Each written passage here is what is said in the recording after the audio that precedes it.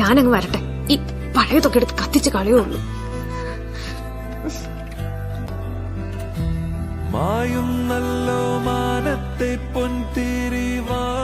15-ാം തീയതി ആവുമ്പോഴേക്കും ബാങ്കിലെ ലോണും ശരിയാവും.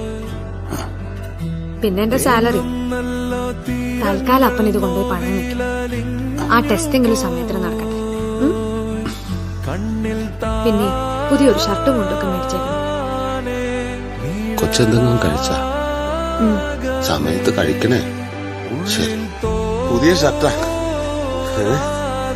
അവൾക്ക് ഈ മുഷിഞ്ഞ ഷർട്ട് ഇടുന്നത് ഇഷ്ടല്ല, ചീത്ത പറയും. ഇതെങ്ങനെയുണ്ട്, കൊള്ളാല്ലേ? വാ, കിടക്കണമെന്നില്ല, വന്ന് കാണും. നീ ഇതെവിടെയായിരുന്നു?